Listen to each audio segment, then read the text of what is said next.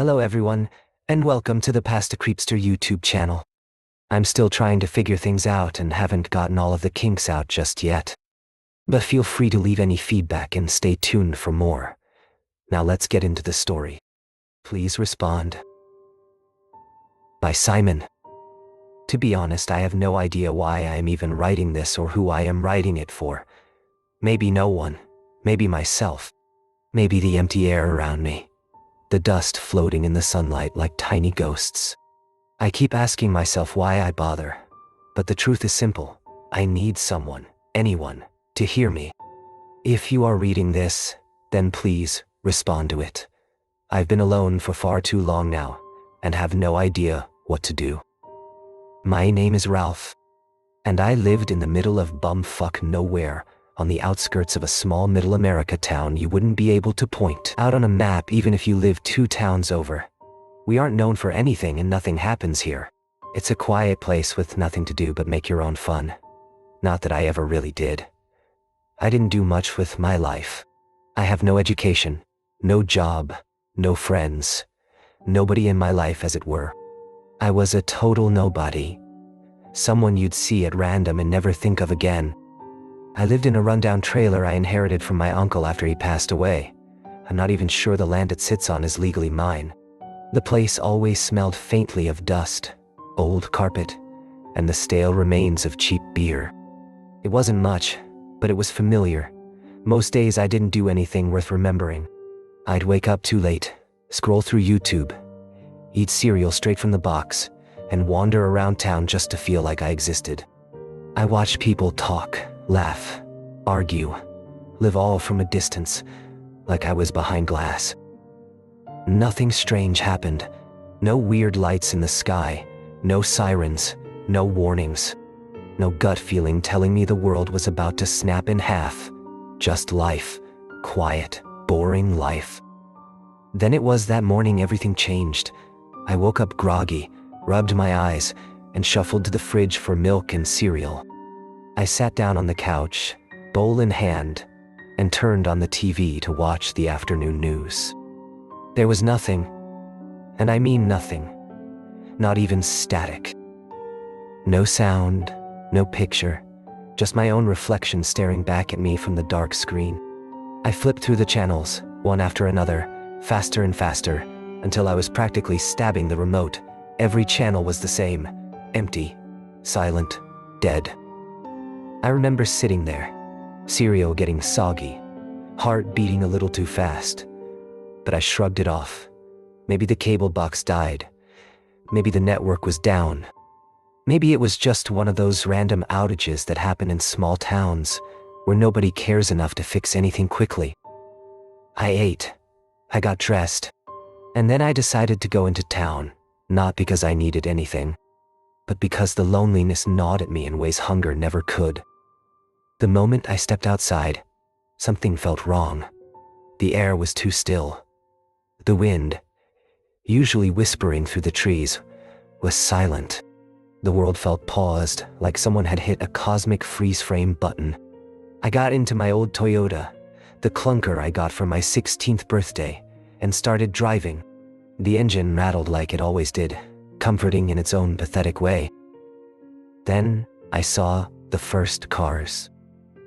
Parked in the middle of the road, the doors wide open, engines still running.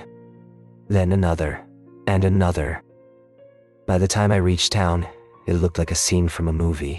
Cars laid abandoned, some idling, some with doors hanging open, some crashed lightly into curbs or lampposts. Shopping carts left in the middle of the street, a stroller tipped over on the sidewalk, a coffee cup spilled on the ground, still half full, as if someone had dropped it mid-sip. But no people. Not one. Not a voice. Not a footstep. Not even the wind. Some stores were open, some shut, and just nothing. It felt like time had stopped. Like the world had exhaled and forgotten to inhale again. I tried calling the police. No answer. I tried again. I drove to the station. The hospital. The fire station. Everywhere I went, the same crushing silence. I don't know how long I lay on the cold floor of the fire station. Hours, maybe. My tears echoed in the empty building, each drop sounding like a tiny explosion in the silence. I remember thinking, I must be dead. This must be my personal hell. When I finally pulled myself together, I drove home. Fast, faster than I had ever pushed that shitbox before. Desperate. I jumped on my computer and posted everywhere I could. Twitter, Reddit, Facebook, forums, comment sections. Anywhere that someone might have a pulse and actually respond to tell me I'm not insane for noticing the emptiness that now surrounds me. But the only responses were bots, automated nonsense, scheduled posts, empty words from empty programs. Days passed. I kept trying, kept hoping, kept screaming into the void. What the fuck do? I thought to myself eventually. I gave up. Acceptance came slowly, like rot. But once it settled in, I realized something strange. I could do anything. Maybe it was a distraction from what had become of the world. Maybe it was my way of delving deeper into my delusions. I robbed a bank. I stole nice cars and drove them until the wheels came off. I broke into stores. I ate whatever I wanted. I slept wherever I wanted. I blasted music in empty streets. I screamed into the sky until my throat bled. But that wasn't as fun as it would sound when there is no one to stop you and nothing to spend the money on. Freedom means nothing when there's no one to witness it. Eventually, the world began to decay. Power grids failed. The internet died. Gas pumps stopped working. Stores' supplies spoiled. Water systems faltered. Civilization crumbled without people to maintain it. I tried generators. I tried siphoning fuel. I tried everything. But the world was dying, and I was dying with it. The loneliness became a physical thing. A weight on my chest, a shadow behind me, a whisper in my ear. I started talking to myself without meaning to. Sometimes I'd laugh at nothing. A short, sharp bark of sound that startled even me. Other times I'd stop mid-sentence and forget what I was saying, even though I was only talking to myself. The silence wasn't just quiet. It was oppressive. It had weight, almost as if it was holding me down and choking the air out of my lungs. It felt like it was leaning in, listening, waiting. I started filling it with noise. Radios playing static, TVs showing blank screens, conversations with empty rooms. I'd talk to the walls, to the furniture, to the shadows, pretending they were people, pretending I wasn't alone. One night, I woke up convinced someone was standing in my doorway, a silhouette, tall, unmoving, watching me. My heart hammered so hard I thought it would burst. I blinked, and the shape dissolved into darkness. I told myself it was just my imagination, but the fear lingered like a bad taste. Another time, I walked through the grocery store and heard footsteps behind me, slow, deliberate, matching my pace. I spun around, ready to see someone, but there was nothing, just the echo of my own movement bouncing off empty shelves. I started forgetting things. I'd leave a room and come back minutes later, confused about why I'd left in the first place. I'd misplace objects and swear someone had moved them. I'd wake up in different parts of the trailer without remembering how I got there. Once, I found myself sitting on the kitchen floor with my back against the fridge, holding a can of soup I don't remember picking up. The loneliness became a physical ache. It sat in my chest like a stone, heavy and cold. Some days I couldn't get out of bed. Other days I'd pace for hours, walking in circles until my legs shook. I'd talk to my reflection in the mirror, asking it questions, begging it to answer. Sometimes I'd pretend it did. There were moments where I felt like I was disappearing, like my mind was fraying at the edges. I'd stare at my hands and wonder if they were really mine. I'd press my nails into my skin just to feel something real, something that proved I still existed. It wasn't about hurting myself. It was about making sure I wasn't fading away. One night, I sat in the middle of the street, surrounded by abandoned cars, and screamed until my voice broke. I screamed at the sky, at the empty houses, at the universe. I screamed until I couldn't breathe. When I finally stopped, the silence rushed back in, swallowing my voice like it had never existed. Why was I even screaming? Did I have a reason? Maybe I tried calling out to a god who might no longer exist or who doesn't care. I started imagining conversations.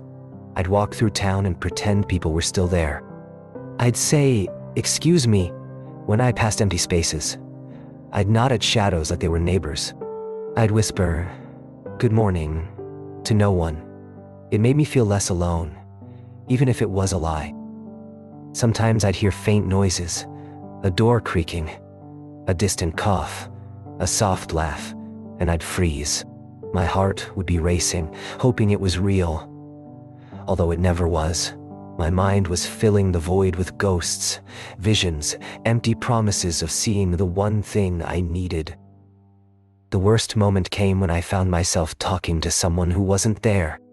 I was sitting on a bench outside the library, and I started telling a story, a stupid story about my uncle's old truck. Then halfway through, I realized I was speaking to an empty space beside me, as if someone were sitting there listening. I even paused, waiting for them to respond. When they didn't, something inside me cracked. I cried for hours, not loud sobbing, just quiet, shaking tears that wouldn't stop. I cried until my face hurt, until my throat was raw, until I felt hollow. I don't know how much time has passed since then. Days blur together. Nights stretch on forever. Do I sleep too much or not at all? I eat when I remember to.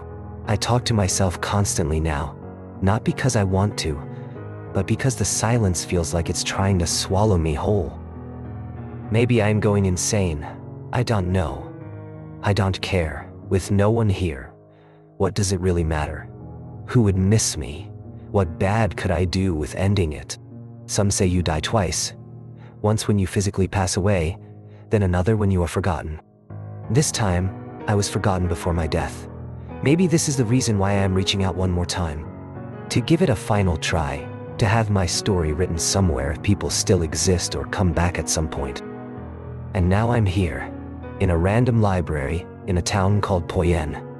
The lights flicker every few minutes. The air smells like old paper and mold. The silence is so loud it feels like it's pressing against my skull. So I'm writing this because I don't know what else to do. Because I'm desperate. Because I'm scared. Because I'm tired. Because I don't want to be forgotten.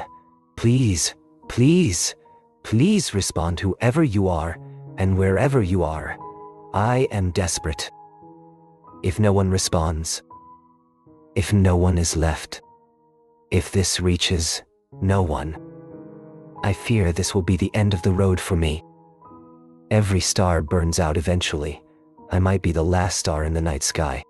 A single speck of light left for everything we know. Goodbye for now. This might be the last the universe hears from life. Thanks for watching the video. I really do appreciate that you stuck out for the story. I hope you enjoyed it, and please leave any feedback in the comments. If you want to listen to more stuff, you could subscribe if you would like. Thank you again, and until next time.